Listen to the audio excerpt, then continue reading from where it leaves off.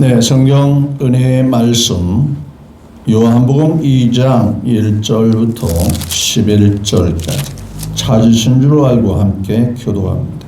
사흘째 뒤던 날 갈릴리 가나에 혼례가 있어 예수의 어머니도 거기 계시고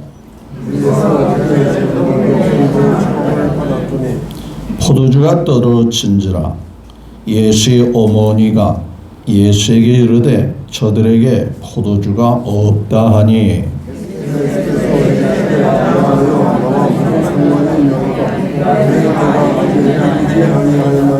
그의 어머니가 하인들에게 이르되 너희에게 무슨 말씀을 하시든지 그대로 하라 하니라.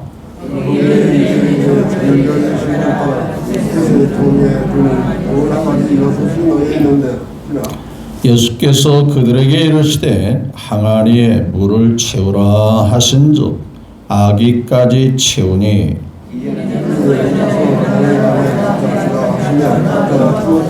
연회장은 물로 된 포도주를 맛보고도 어디서 났는지 알지 못하되 물떠온 하인들은 알더라.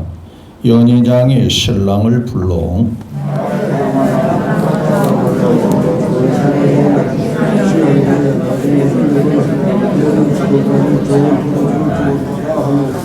다 같이요 예수께서 이 첫 표적을 갈릴리 가나에 행하여 그의 영광을 나타내시며 제자들이 그를 믿으니라. 아멘.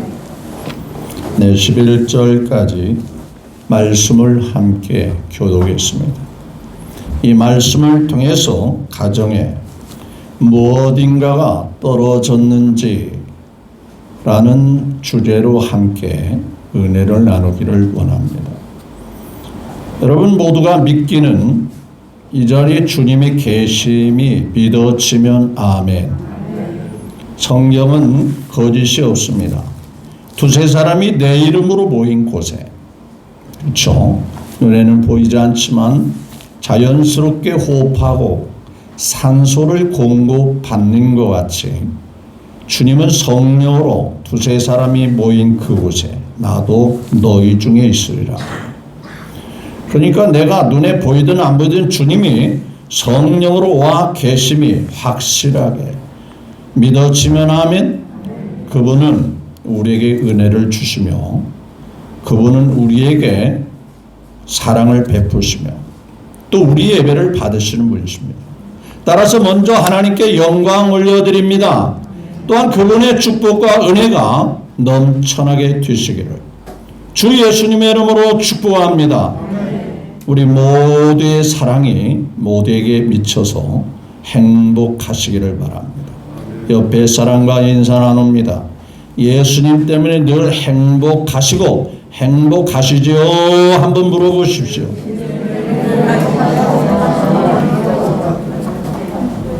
불행하대요? 행복하시대요? 한번 물어보세요. 말로만 그런지는 아는지. 네, 행복하셔야 합니다. 행복하셔야. 왜냐? 예수님은 우리에게서 진국 같은 분이에요.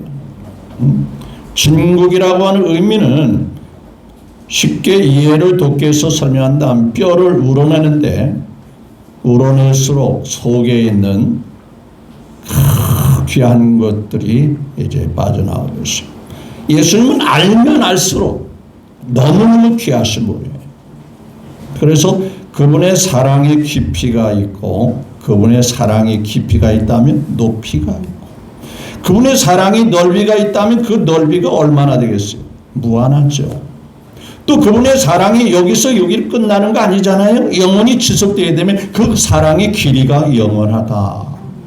말할 것 없잖아요. 더 이상 무슨 말이 필요하겠어요. 따라서 그분과 함께하는 여러분들은 누가 뭐라 해도 행복자이심을 믿으셔야 합니다. 또 행복을 누리며 사셔야 합니다. 좋은 물건 갖다 내도 누리지 못하는 사람, 써먹지 못하는 사람이 있잖아요. 예수님 믿는다면서 누리지 못하면 안 되겠지 않겠어요. 자, 5월은 가정의 달이에요. 그렇죠? 우리가 삶을 살아가면서 가정보다 좋은 것이 어디 있겠어요? 피곤하고 지친 몸을 쉴 수 있는 것도 가정이고, 또 사랑을 지속적으로 나눌 수 있는 공간도 가정 아니에요? 그런데 우리 예수님께서 모든 만물을 지으시고 아담으로 하여금 가정을 이루게 하셨어요. 가정을 이루시고 난 다음에 그들에게 마음껏 축복하신 장면이 창세기에서 나옵니다. 그러니까 행복하게 살아야 할 그 축복을 맨 처음 가정을 이루시고 허락하셨다는 얘기예요. 오늘 본문에도 예수님께서 공적인 사역을 시작하면서 맨 처음의 역사, 맨 처음의 첫 표적, 첫 능력을 어디서 행했는가 봤더니 가정이라는 곳에서 우리 주님께서 그 많은 능력을 첫째로 행하셨어요. 보여주셨어요. 그러므로 이 창세기에서 아담과 하와에게 가정을 이루게 하시고 모든 복을 마음껏 주신 것 같이, 또 오늘 본문에 나타나는 이 가나 혼인잔치 첫 가정을 이루는 이 가정에 예수님이 표적을 행하시고 능력을 보여주심으로 문제를 해결해 주심으로 가정을 축복하신 것 같이, 여러분의 가정도 이와 같은 은혜와 복이 넘쳐나게 되시기를 주의 이름으로 축복합니다. 어떤 사람은 가정이 지옥같이 그 분위기가 살벌하여 그 삶이 불행한 사람들이 얼마나 많을지, 집에서 뛰쳐나가 가족과 등 돌리고 사는 사람들 불행하죠. 여러분, 현대인들이 한 가지 모르고 지나는 것들이 있을 수 있어요. 무엇이냐면요, 홈이라는 것과 하우스라고 하는 개념을 정확하게 구분을 하지 못하는데 문제가 있습니다. 안타까움이 있는 거예요. 무슨 얘기냐면 이 하우스라고 하는 개념은요, 그냥 집이에요. 건물이에요. 근데 여기다가는 많은 투자를 하지요. 그런데 홈이라는 개념은 의미상에서의 가정입니다. 뭐 사랑을 나누고 기쁨을 나누고 행복을 나누는 그런 개념에서의 홈입니다. 그러니까 쉽게 말하면 좋은 집에 살아도 불행한 사람들 너무 많아요. 잠 못 자면서 늘 불면증에 시달리는 사람 많아요. 그래서 내려오는 말에 돈 주고 집은 살 수 있어도 행복을 살 수 없다. 그렇죠. 돈으로 침대는 살 수 있어도 돈으로 단잠은 살 수는 없다. 사람들이 좋은 집, 큰 집, 아름다운 집을 잘 이제 다듬고 인테리어를 하고 가구를 들여놓고, 그런데 말이죠, 이렇게 하우스에 대해서는 굉장히 신경을 쓰는데 아기자기한 행복과 사랑을 나누는 그 홈이라는 그 개념을 사람들이 간과하고 지나간단 말이죠. 무시하고 지나간단 말이죠. 그렇게 좋은 집에 살다가 서로가 뜻이 안 맞아가지고 불행한 길로 나가는 사람들이 참 많이 있더라고요. 분명한 것은 우리 주님은 가정이 행복하기를 원하고, 가정에 문제가 있으면 해결해 주시기를 원하고, 그들에게 축복하시기를 원하시는 주님이심을 믿으시면 아멘. 그래서 5월 가정의 달이 지나가기 전에 여러분의 가정이 모두가 좋은 집이 아니라 행복한 가정, 편안한 가정, 사랑이 넘치는 가정, 사랑이 아기자기해서 기쁨과 감사가 넘치는 이런 의미상에서의 가정이 이루어지기를 예수님의 이름으로 축복합니다. 자, 오늘 본 말씀에 문제 해결에 있어서 두 가지의 신의 한 수가 있어요. 첫째는 문제가 있을 때 그 문제를 해결할 수 있는 첫 단추가 누가 계시면 해결되더라. 예수님이 계셔. 이게 참 중요한 거예요. 2절에 그 말씀이 정확하게 나왔어요. 다른 사람 많이 초청해서 많은 손님들이 들랑달랑 하지 않겠어요? 뭐 하객들이 많이 왔다 갔다 하지 않겠어요? 이스라엘 나라 땅에는요, 결혼식을 일주일 내내 하거든요. 많은 사람들이 들랑달랑 왔다 갔다 할 수 있어요. 또 우리와 같이 축의금을 들고 올 수도 있고 축하하기 위해서 온 사람들이죠. 다 필요한 사람들이기는 하지만은 정작 그 자리에 누가 안 계시면, 예수님이 안 계시면 아무 소용. 이 가정의 문제가 해결되어지는 첫 번째 출발은 예수님이 계셨다고 합니다. 집안에 큰 금성아지 있으면 뭐합니까? 예수님이 없으면 소용이 없는 거예요. 우리가 부르는 찬송가 가사에 초막이나 궁궐이나 내 주 예수 모신 곳이 그 어디나 뭐라고 그랬어요? 하늘나라 천국이라고 그랬어요. 그래요. 초막은 어떤 집이에요? 초라한 집이에요. 자랑할 수 없는 그냥 공간이에요. 허름한 집을 초라라고 그렇게 생각해요.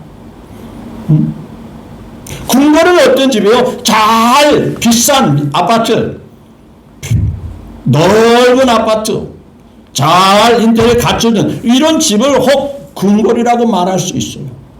근데 그러한 초라한 집이나 궁궐같이 대궐 같은 집이나 누가 없으면, 내 주 예수, 내가 믿는 예수님이 없으면 아무것도 아니에요. 다 있어도 아무것도 없는 거예요. 근데 아무것도 없지만은 누구만 계시면, 예수님만 계시면 다 있는 거예요. 오늘 본문 말씀이 가정에 놀라운 역사가 나타날 수 있는 첫 단추는 2절에 예수님과 그 제자들을 뭐 했다고 했지? 청함을 받았다. 예수님은 꼭 오셔야 합니다. 여러분 가정에 예수님이 계시죠? 예수님이 계신 것이 확실합니까? 그러면 된 거예요. 맞죠? 우리 집에 금덩이 없어도 괜찮아요. 비싼 명품이 없어도 괜찮아요. 누구만 계시면 되지요? 예수님만 계시면 되는 거예요. 예수님만 계시면 된다. 기억하십시오. 교회 잘 지은 교회도 멋있고 아름다워. 성도들의 헌신과 땀과 피를 흘려서 지은 아름다운 교회 건물도 자랑스러울 겁니다. 그런데 그 자랑스러운 교회가 예수님 중심으로 나가지 못한다면 그 건물이 무슨 의미가 있겠어요? 교회 건물이 초라하고 왜소해도 거기에 주님이 역사하시고 거기에 주님이 함께 계시면 그 교회는 행복한 교회가 됩니다. 은혜가 충만한 교회가 되는 거예요. 맞죠? 바깥에 나와서 텐트를 쳐놔도 그곳에 주님이 함께만 계시면 그것이 천국이요. 그것이 하늘나라가 되는 거예요. 자, 말씀을 함께 들여다보겠습니다. 2장 1절 시작. 사흘째 되던 날. 그리고 예수님께서 공적인 사역을 시작하는 3일째란 말이죠. 첫 출발로 볼 수 있어요.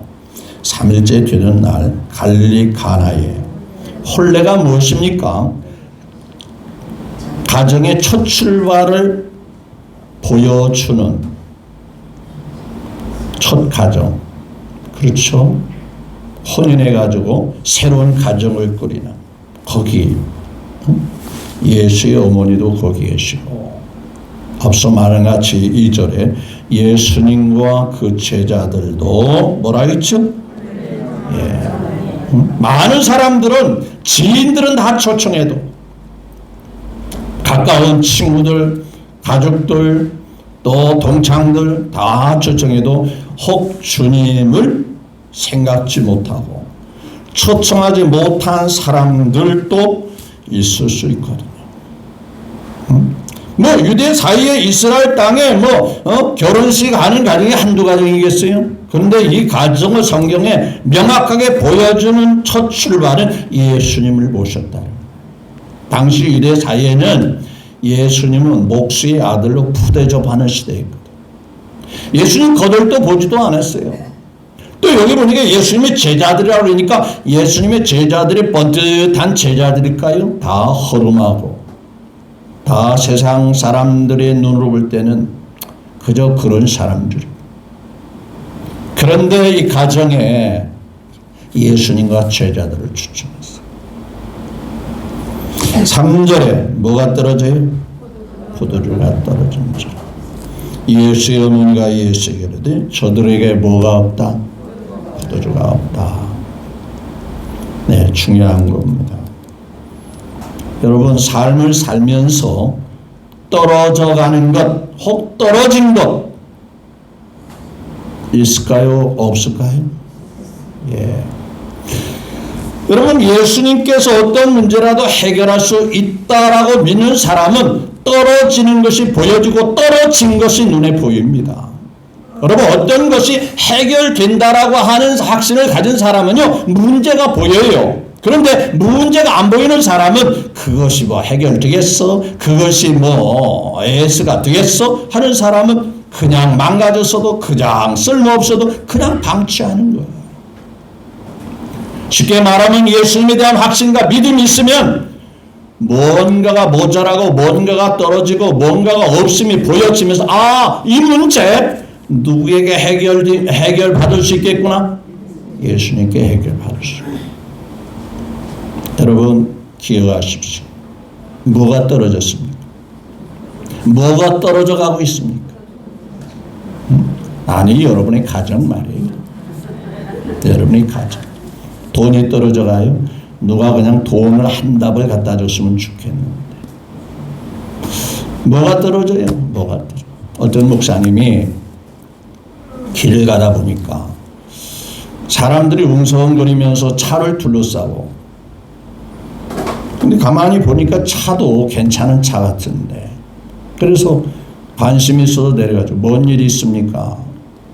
아, 차가 스톱이 됐어요.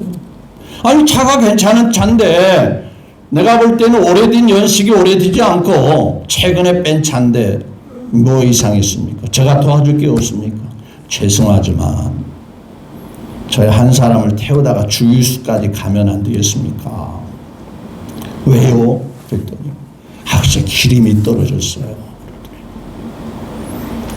그러면 사전에 떨어지는 것이 눈에 보인 것 같다? 못 보인 것 같다? 안 보였기 때문에, 발견하지 못했기 때문에 주유를 기름을 보충을 해야 되는데 그걸 안 했던 거예요. 그런 운전자도 애지간하죠. 여러분, 기분이 뭐예요? 차 타면서 기름은 제대로 있는지 그 살펴야 되잖아요. 늘 체킹을 해야 되고 늘 알아봐야 하는 것이 뭐가 모자란지 뭐가 부족한지를 알아야 되는데 그걸 알아보니까 차가 가다가 수동해버리고 만 거예요. 그래서 목사님이 사랑하는 마음으로 한 사람을 데려다 주유소 가서 통 사가지고 그 차에까지 다시 와가지고 그랬더니 차가 살아나서 다시 가서 고맙다 고맙다. 그래서 전도하게 됐다는 얘기를 들었어요. 뭔가가 떨어지는 줄 알면서도 혹은 떨어지고 하고 있는데도 불구하고 모르는 사람, 나중에서 문제가 생겨요. 어림이 생겨요. 무엇이 떨어져 가고 있습니까? 무엇이 똑 떨어졌습니까? 그거 발견해야 돼요. 여러분, 나에게는 좀 통장에 돈이 점점점 바닥이 나오고 있으나 그보다 더 중요한 것이 사랑이 떨어져 가고 있는지, 기쁨이 떨어져 가고 있는지, 소망이 떨어져 가고 있는지, 감사가 떨어져 가고 있는지 스스로 살펴요.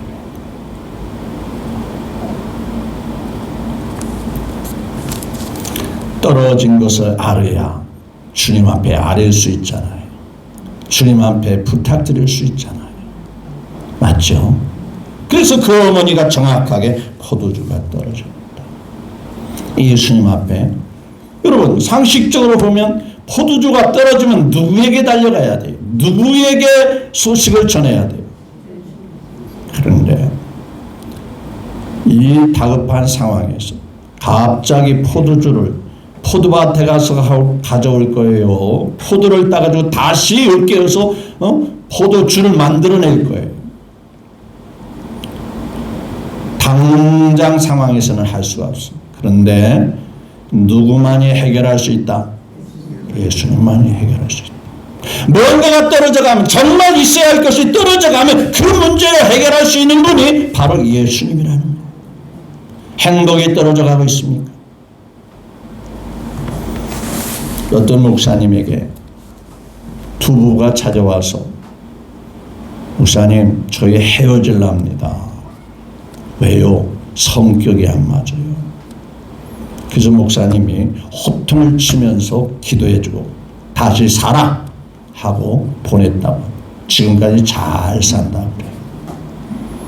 여러분, 남녀가 만나서 성격 100% 맞는 사람 있을까요? 없을까요?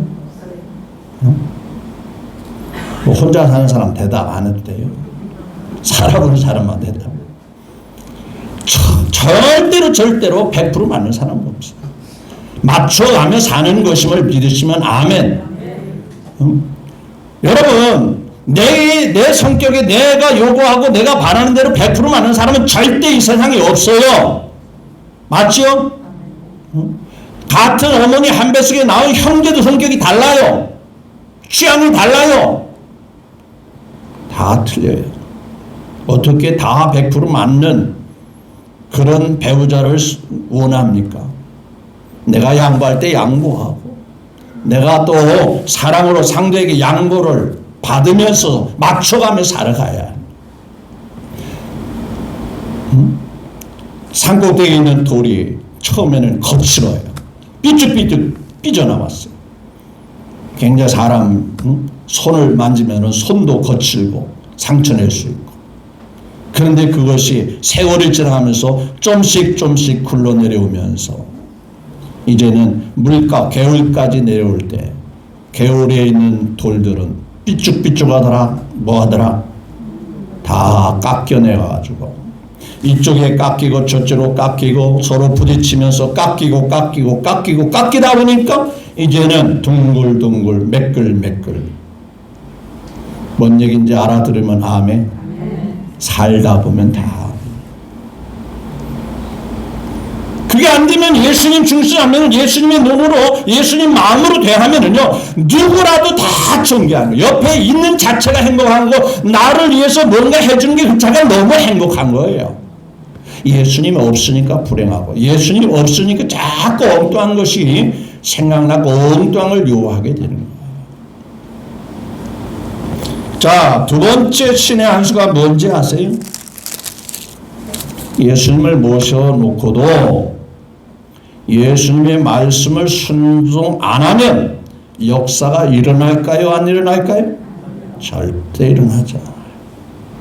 제가 여러분들에게 묻기를, 예수님과 함께 살지요? 예수님 모셨죠? 다 아멘으로 할 겁니다. 그런데 두 번째 중요한 이 단초가 뭐냐면, 내가 그분의 말씀이 이해가 안 돼도 상식적으로, 경험적으로, 지식적으로 이해가 안 돼도 과연 순종할 수 있을까라고 할 때는 캐션, 그건 내가 장담을 못하겠네.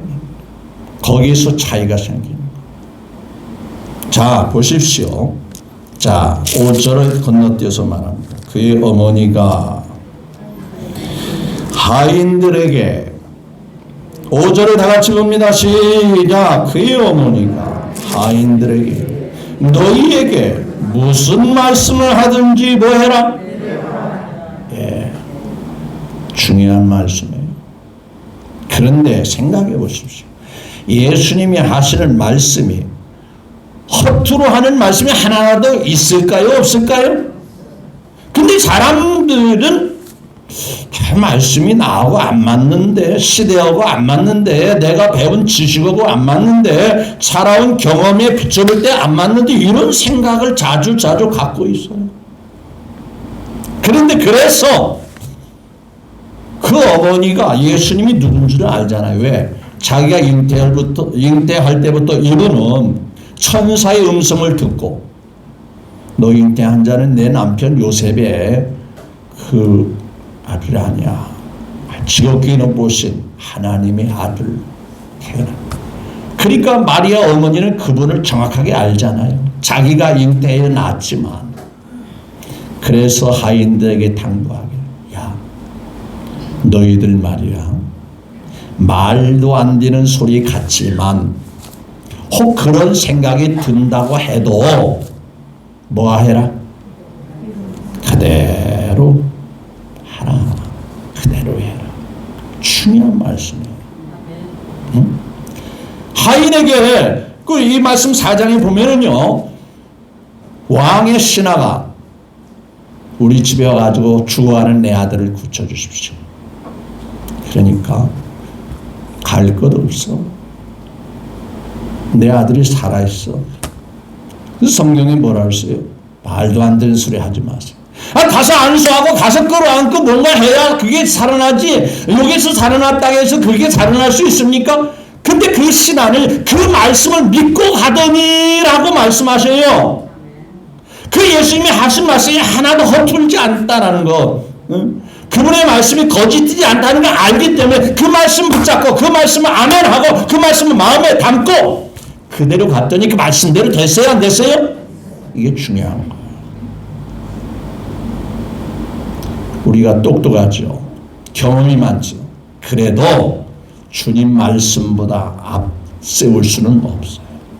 주님 말씀보다 더 귀할 수는 없지 않습니까? 순종하면, 이해가 안 돼도 순종하면, 상식적으로 도저히 받아들일 수 없지만 순종하면 역사가 일어나요. 그래서 너무 머리가 똑똑한 사람은 신앙생활이 안 되는 거예요. 왜? 자기 생각이 너무 강하거든. 세상 좋은 말로 말하면 주관이 강하다고 말합니다. 자기 주관이 강할수록 말씀을 못 받아들이는 거예요. 그래서 어수룩하고 조금은 뭔가가 좀 부족한 사람이, 그래 나는 뭐 내세울 게 있어, 주님의 말씀이 그러니까 그렇다고 믿어야지, 아멘 아멘 주여 그렇게 하겠습니다 했더니 그 말씀대로 되는 거예요. 맞죠? 자, 그러면 한 말씀 볼까요? 무슨 말씀 그대로 하라. 그런데 거기에 물 담는 항아리 6개가 놓여 있어요. 근데 예수님께서 야, 아무리 가면 내가 포도주를 준비해 놨으니까 거기 가서 빨리 포도주를 받아다가 거기다 갖다 버라 라고 하면 참 이해하기가 쉽죠. 말씀을 받아들이기가 쉽죠. 순종하기가 쉽죠. 그런데 물통에다 뭘 갖다 보라고 그랬죠? 뭐가 떨어졌는데 뭘 갖다 보라는 거예요? 떨어진 건 포도주인데 물을 갖다 보라는 거예요. 상식적으로 이해가 돼요? 안 돼요? 쉽게 순종 될 것 같아요? 안 될 것 같아요?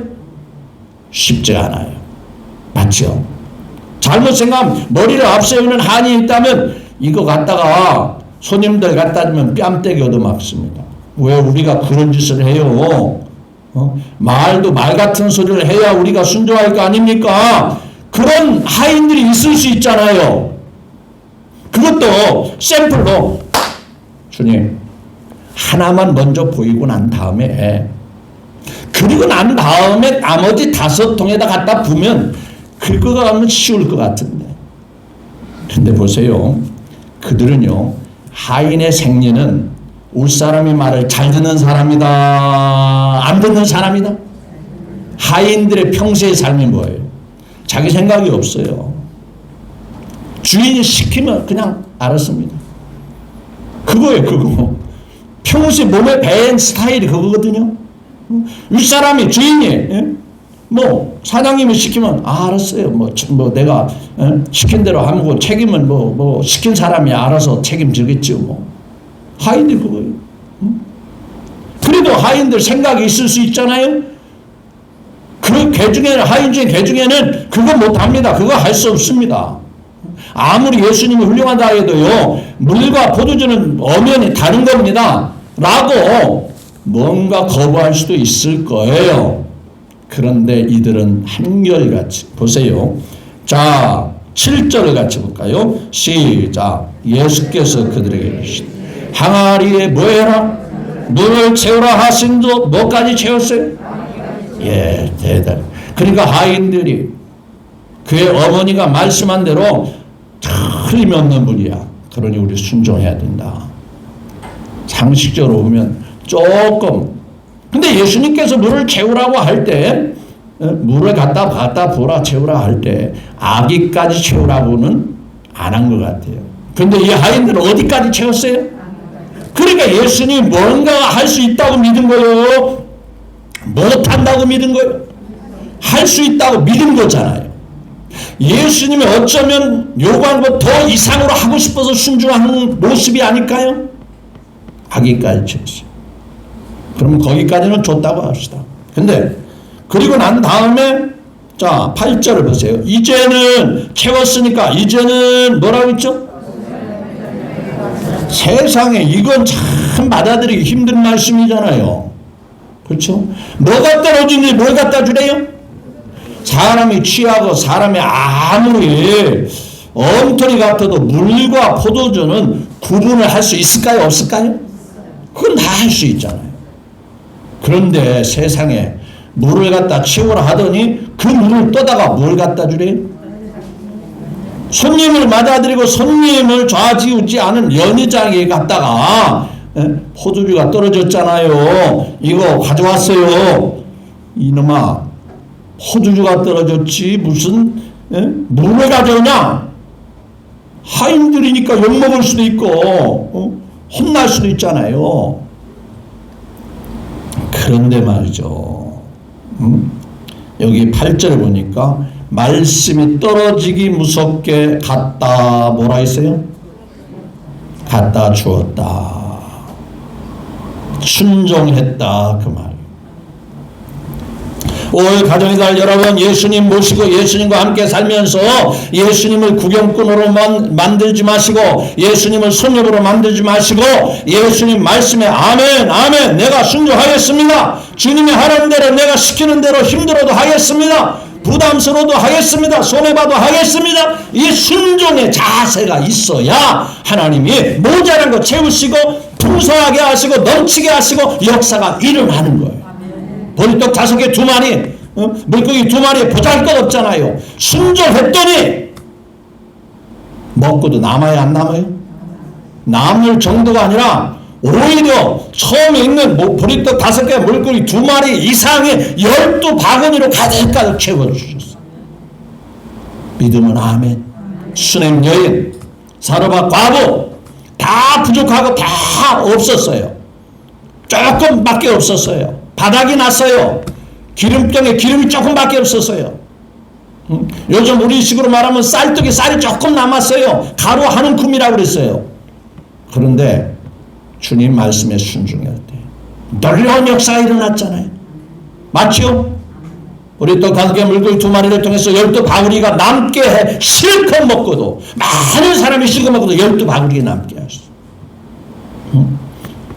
가루 한 움큼밖에 없는 그 쌀떡에 그 식량통에 가뭄이 끝날 때까지 식량이 모자라지 않았어요. 기름병에 기름 조금밖에 없는 그 기름은 다 빚을 다 갖고도 생활할 수 있는 넉넉함이 있었어요. 순종할 때 말씀에 순종할 때 역사가 일어나. 대표적인 말씀은 베드로가 제자가 될 때 그렇죠. 밤이 맞도록 밤새도록 어른으로서 할 도리는 다 했습니다. 고기 잡으려고 설렁설렁 했겠어요?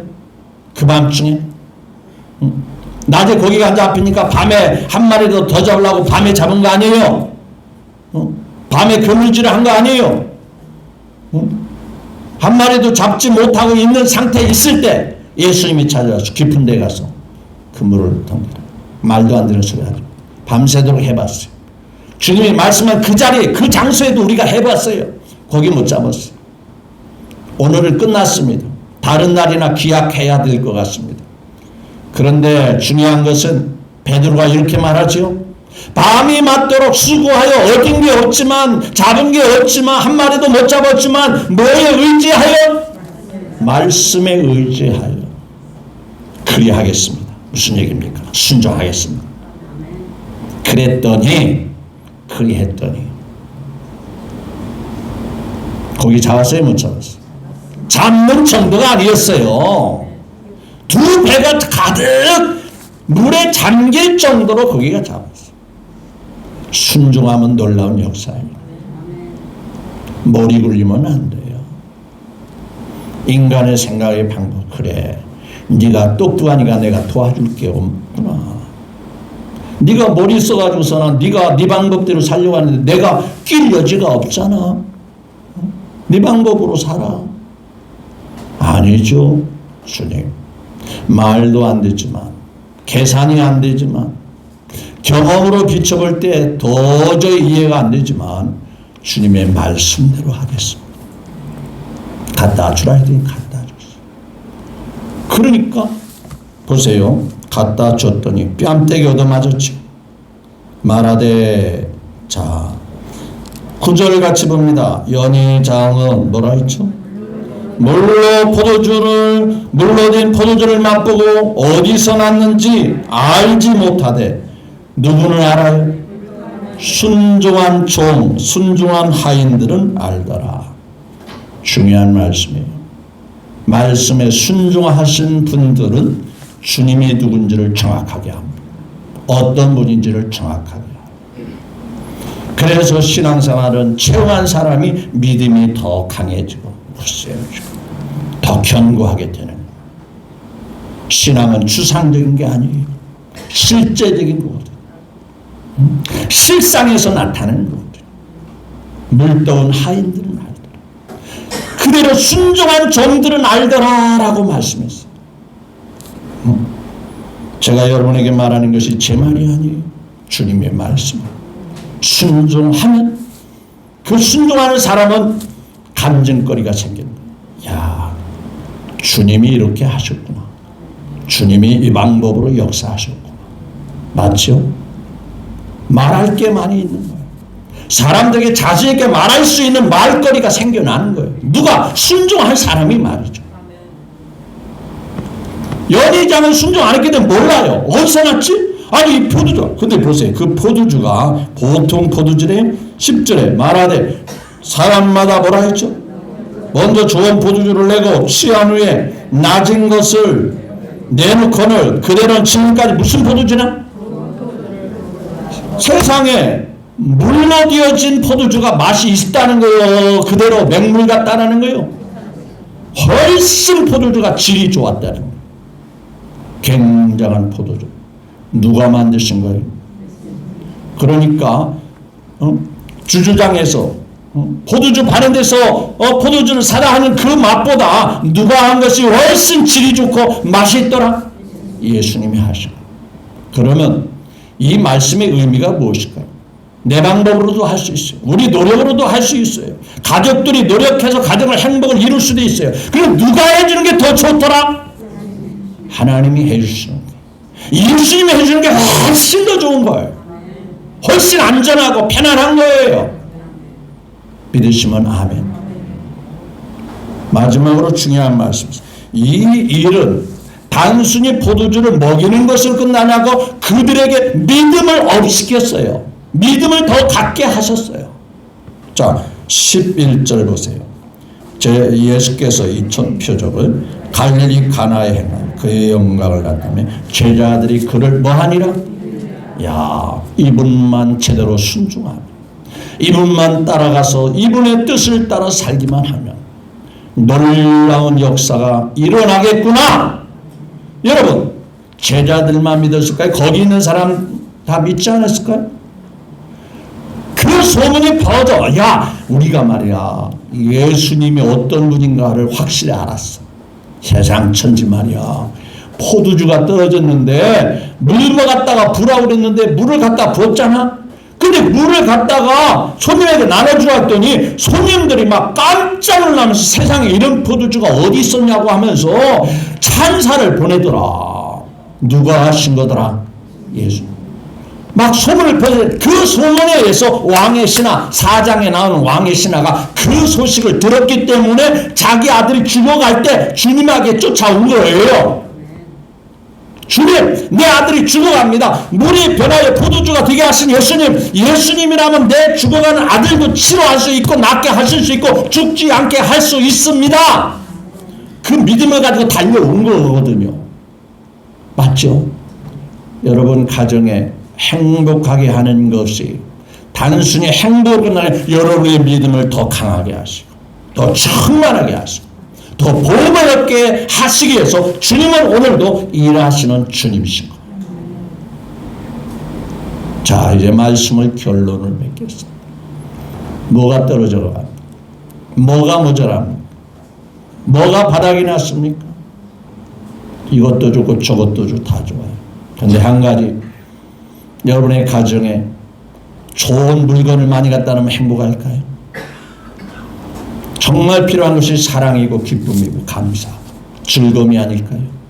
그러나 그런 것들은 인위적으로 우리가 갖고 싶다 해서 가질 수 있는 게 아니에요. 누가 주셔야 돼요? 주님이 주시면 오리지널 참 기쁨, 오리지널 참 감사, 오리지널 참 사랑이 여러분의 가정에 넘치게 되지 않을까요? 예수님은 가정을 축복하시기 위해서 맨 처음 창세기 아담의 가정을 축복하셔서 복 주신 것 같이 예수님도 이 땅에 오셔서 첫 표적을 신원 살림을 시작하는 첫 가정에서 역사를 보여주신 것 같이 여러분의 가정도 행복하기를 원하시고 부조함이 없게 되시기를 원하시고 정말 있어야 할 것이 떨어져 가고 있다면 그것을 채워주시고 넉넉하게 하시고 풍성하게 하시는 주님이심을 믿으면서 나는 그분을 모시고 살리라. 그분의 말씀에 순종하며 살리라. 이 두 가지를 기억하며 산다면 정말 여러분의 사는 가정은 남과 같이 큰 집은 아닐지라도 자랑스러운 고가의 집은 아니라 할지라도 행복한 삶을 살아가는 복된 삶이 될 줄로 믿고 그렇게 되어지시기를 주 예수님의 이름으로 축복합니다. 기도하겠습니다.